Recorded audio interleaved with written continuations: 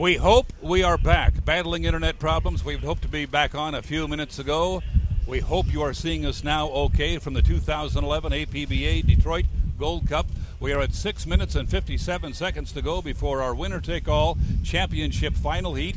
Boats coming onto the water already. We want to grab a quick word here with a man, probably the most important man in unlimited hydroplane racing right now. Oh, I don't know about that. This is Captain Rondell Perry, who went to the Tri-Cities race less than a year ago, liked what he saw, went to Seattle, said, I think I'll involve the Air National Guard in all this, and boy, has this thing grown into something for you, huh? Yeah, it's definitely been a pretty neat way that we've been able to activate all the things that we're trying to get to. I mean, our main goal is recruiting and letting people know about the Air Guard and what we do in everybody's community, and this has just been a phenomenal way to get the word out and to partner with really great partners like H1. Now, you had seen the Tri-Cities race, the Seattle race, Madison, obviously. First look here at the Detroit Gold Cup, this historic setting. They're all different. This one is spectacular in its own way. You know, with the first thing that I saw when I came out here was, oh my gosh, the water is just totally different than all the rest of them. True. It's just it seems like a clearer water, but certainly with the wind coming in off the way it is, you know, there's a little bit of choppiness there, and certainly, obviously, it's a bigger course than what we saw in Madison, and so hopefully a little safer. Nobody's had any issues, knock knock. But well, you see, you're becoming an expert. Yeah, I know it's kind of crazy, huh? After a year. Well, Captain Perry, thank you. Certainly isn't adequate, but your involvement in our sport has been a spectacular addition for us. Thank you so much. We'll see you here at the end of this race and out west in the Tri-Cities again. Okay? Absolutely. The Air National Guards loves to be a part of this and is looking forward to having a great year.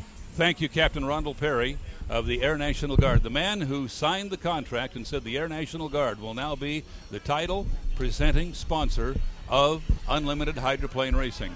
5 minutes and 10 seconds, and here's Mike Allen, our weatherman, joining us once again. Been watching the wind, and Mike, it's different than the last time we saw it. We all have concerns about it. The direction has changed now. It's changed again, and I got a feeling we got to watch for the first turn from the apex on. There's a real strong wind, and earlier today we had a lot of rollers in that area. And that wind now is going to be right in the drivers' faces when they are at the apex of that big sweeping turn. And this is something they haven't seen before today. Hoping they've all thought about it and been told. Huh? Exactly. The other thing they're going to have to contend with, because that wind is coming at them in that direction, that's where they're going to be scoring up at that 1 minute mark, and that's going to cause some water on the windshield at that slow speed.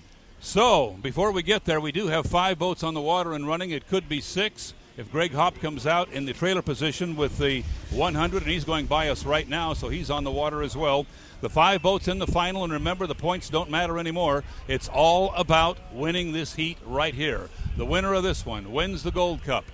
We will mention briefly, Mike, that if it is Dave Villwock, not only is his 9th Gold Cup, it is his 63rd victory, and there will be a celebration as he becomes the winningest driver in the history of this sport. You were in this sport. You know how tough it is to win here, and this would be 63. Pretty spectacular. That would be unbelievable, and he's not far from it, and today could be the day because he does have the boat with the speed. Now we're at 3 minutes and 45 seconds. We already have J. Michael Kelly going down the front straight. I should call it the front chute because it's not really straight. He's in lane 1. Dave Villwock is off to his right, and they are moving slowly down the front chute. On the backstretch, we are watching Scott Liddycoat on the U7, Vulcan.com, as he comes through the Rooster Tail turn. Off to his left is Cal Phipps. Had to see who came out of that Rooster Tail. It was the red dot, the U17. Everybody has to cross the start-finish line. It hasn't been a big issue here. But you do have to check in with the officials by driving across start-finish line at speed. And this is to avoid a guy trolling out of the pits and going straight down to the turn and parking it there. They want him to at least get up and running a little bit, Mike, before that happens. Exactly. And if you can look down that front straightaway, Steve, we got a race before the race. We got 2 minutes and 50 seconds. We know that when they went by here, it was J. Michael Kelly on the inside and Dave Villwock next to him. I believe Dave left lane 2 open, if I'm not mistaken. Well, you know, he did that earlier in one of his heats, expecting somebody to go in there, and nobody did. He actually said he came around all the way in lane 2.5, expecting Jeff Bernard or someone to move to the inside. Nobody did, so he ended up in lane 2 all by himself, and lane 1 was pretty much open at the start of that heat. What do we have, a flame out in the front straightaway? I think it's somebody just trying to go real slow. We've seen this all day, boats going so slowly into that Belle Isle Bridge turn that they look to be stopped. I think everybody's moving down there, aren't they, Mike? We have a very slow boat over on the buoy line, and that should be J. Michael Kelly. He was on the inside as they went by here. You're looking at Dave Villwock head on coming down into that turn. Real hard to see our monitors up here in the afternoon glare, and we are looking at a turn that's about 1.5 miles away down there at that Belle Isle Bridge. We do have a camera on that bridge, so you see the boats as they come into it right at you. Steve, this is not like Jeff Bernard. I'm not sure what he's got in mind, but it looks like he's letting everyone establish their lanes, and if I had to guess, he may be looking for a leapfrog here. Exactly. When they get onto the backstretch, he can get 5 boat length overlap on whoever is to his left. He can move over there. We've seen that a couple of times. Now right there you can see that the boat on the inside is J. Michael Kelly's 88 Degree Men. Next to him is Dave Villwock in the 96 Spirit of Qatar, then Scott Liddycoat in that black 7 Valken.com. They have 20 seconds to go before they can enter the backstretch. Villwock had some problems last time he did this, Mike. He got around there, slowed down so much, he got water on his windshield, ended up dipping into the infield and the DMZ. Now here comes a boat hot on the outside. Here they come on the outside. Bernard. I think they're going to be early. Here comes the leapfrog we were talking about. I wonder if Bernard was across the line, though. We have to check this. He had the overlap on the boat in lane 2, but not the one in lane 1. Bernard was very close to that buoy at the 1 minute mark. We'll have to see if he was legal. He was up at speed. Villwock has the inside. Bernard has moved over right next to him. So the odd man out is the boat that was in lane 2, and that was J. Michael Kelly. He got washed pretty good. He's slowing down back there. He's going to try to get it back up to speed. Oh, look at this. We're going to have another leapfrog. Bernard is going to move over now, I think. He can still do that. They're early, He can Steve. still move over. Villwock is now out in lane 3, so there was some mixing and matching going on there. J. Michael still got the inside. They're a little bit early. So it's J. Michael in lane 1. Lane 2 is Jeff Bernard. I believe 3 will be Villwock when they swing toward us. Liddycoat will be out in 4. It is J. Michael in lane 1. Bernard pushes Villwock out a little bit, and Dave Villwock is going to be back in 4th place at the start of this race. Now down to start-finish at 3, 2, 1, mark. There is the start. We will wait to hear from the officials how they liked it. Villwock was out in lane 3 and back a little bit, and look at them rocketing into that first turn. Now this is what we watched for, worrying about the wind in this turn. Watch them as they turn into the wind, and we hope everybody is okay through this turn. This is the crucial point here, Steve. From this point on to the other side of the end of the straightaway, these guys are going to be all over that front wing. Just keep them down. Just keep them on the water. So far they're doing it, and so far we are okay. The start is under review. It was close enough that the officials want to take a look and see what was going on there. We see the 96 now swinging out wide. He was back at the start. He's not anymore. Hard to tell from here. We think that, would that be Bernard on the inside or Liddycoat? I believe we got J. Michael, if I'm not mistaken. As they get a little closer, we can pick him up. It is J. Michael Kelly, I believe, in that low-profile 88. And we got another boat just on his outside. Jeff Bernard. In between. Watch this one. Villwock swinging wide, leaves room, though. J. Michael Kelly turns left. Oh, there's going to be a problem for Jeff Bernard. He's going to run out of water, and he does. He went through a rooster tail. Yep. He lost part of his tail feathers. Knocked some of the tail feathers off. Here comes Scott Liddycoat right behind him. We have to wait and see now if there's going to be a call there. As Villwock left room, the boat on the inside, J. Michael swung out just a little bit, and Jeff Bernard got caught in between. There wasn't a lane there at the exit pin. Now our race is down into the big Belle Isle Bridge turn. 1 lap completed. We're on lap 2 of 5. Villwock is the leader into the turn. It's back about a rooster tail now to J. Michael Kelly as Villwock exits the turn onto the backstretch. He does have a lead over Kelly. He may or may not have the overlap. His radio man will tell him, Mike, whether he can move over or not. I believe he has now. He's got the room now. I'm not sure how much problem Jeff Bernard's going to have with those tail feathers. The boat should handle just as well as it did before. Villwock legging it down here into the rooster tail turn. He's on his 2nd lap, flying the boat as he always does. It's running beautifully for him. Carves a nice turn through the rooster tail turn, and he's followed into there by J. Michael Kelly in the 88 Degree Men. We have to wait and see if there are calls involved in the situation we had last time around. The start was good, Mike, so that was finally reviewed and called okay. Yeah, it looks like Jeff lost the entire tail feather section, but again, it shouldn't have any effect on the way the boat handles. He lost one of his uprights. The horizontal is okay. The right side upright is gone. There is a 1-lap penalty on the 88. We thought there might be. J. Michael Kelly slid out into the path of the 5 Graham trucking and caused some problems for Jeff Bernard. So a 1-lap penalty on the 88. J. Michael Kelly is a lap down from where he appears on the water, and on the water he's second. But, Mike, it's already a distant second from Dave Villwock, and look at the white boat run. Look at that thing go. It's you can't make up for speed. Dave Villwock, a big lead over the apparent second-place boat, who is actually back a lap. Jeff Bernard is in second place with a U5 Graham Trucking that's been busted up just a little bit. So far, Mike, it appears to be running okay for him. That vertical is probably the least critical of all the wings. Huh? Exactly. If it was the entire wing section in the back, it would be a little bit different issue, but it looks like he's got enough speed to hold off Scott Liddycoat and hang on to that second-place position. And the brackets for that upright so far are hanging on. They may have been damaged a little bit, but so far they are keeping the horizontal wing in place.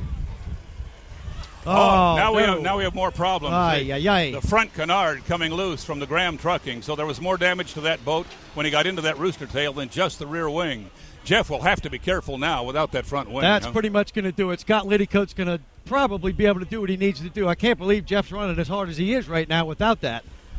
So the front control wing on the U5 Graham Trucking is leaving the boat. Jeff Bernard has a crippled, unlimited hydroplane, still keeping it running. Meanwhile, back in the pack, Greg Hopp is pulling the 100 into the race course. Steve, I got to tell you, that's nerves of steel. There is no way for him to get out of a bad situation right now if that thing gets up in his face, and I'm still looking at the wing hanging on.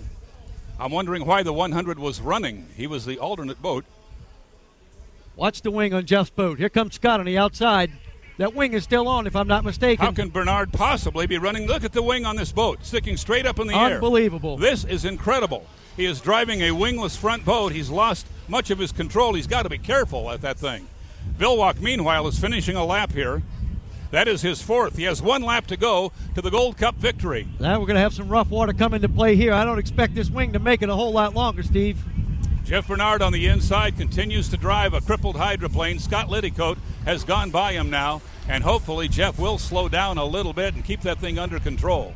That wing is absolutely essential to keeping the hydroplane in a good attitude at speed. And, Mike, with the wind out here, I can't imagine a guy trying to go fast without it. I would not want to be in his seat right now.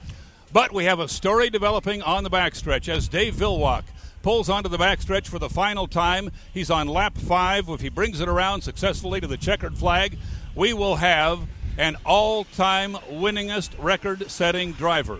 And yes, winningest is a word we've decided.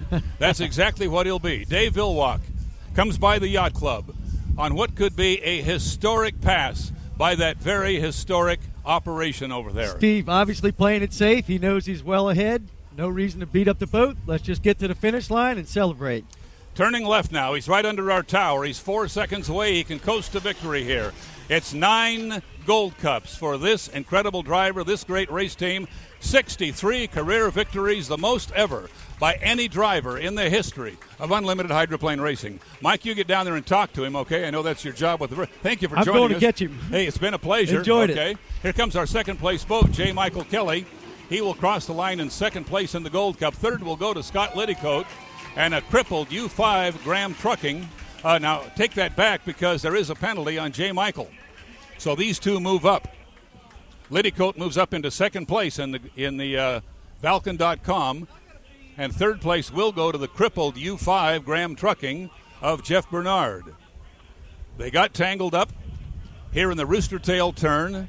J. Michael Kelly moving out just a bit. It looked like Dave Villwock on the outside left room for both boats.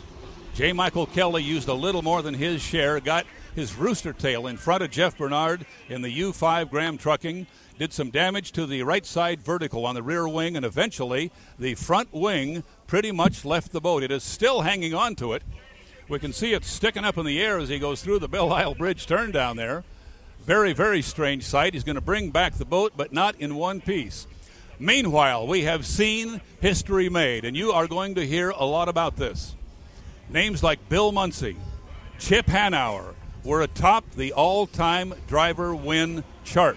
Now there's a new sheriff in town, and he is Dave Villwock, one-time crew chief for Chip Hanauer. Dave says, when I was crew chiefing for Chip, he had won like 43 or 45, and I wondered, how could anybody win that many of these races? He has now won 63, and you have seen history made here on the Detroit River. Dave raises the hatch now. Maybe we can get a shot of that as he is holding up the lid above his head as he passes in front of the grandstand. and down the Detroit side of the river here, saluting the fans. And they give him a big wave and a tremendous round of applause as he goes by. It was pretty much a given that it would happen at some point this season. Last week in Madison, obviously events kept it from happening. In the second race of the season, the most prestigious of all, the APBA Gold Cup, here on this historic body of water, Dave Villwock becomes the winningest driver in the history of this fantastic sport. We had a more than interesting final heat. We saw a boat missing part of its rear wing, all of its front wing, running well enough to finish in the top three. Just a great job by Jeff Bernard of keeping that boat down on the water with about half the control that he would normally have. So the 2011 Detroit APBA Gold Cup, brought to you by the Detroit Yacht Club, just across this glistening river from us, wraps up the second stop on the 2011 Air National Guard Hydroplane Series. The champion of the Gold Cup, the champion of the day, is Dave Villwock, driving for Eric Elstrom out of Ballard, Washington. He wins the Gold Cup. He wins his 63rd race and takes his place in history. Second place goes to Scott Liddycoat in the U7, Valken.com.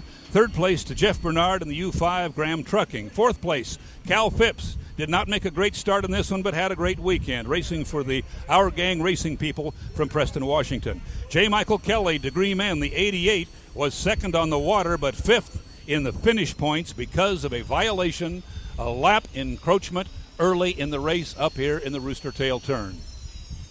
That's about all we can tell you about this Gold Cup. We hope you have enjoyed our streaming.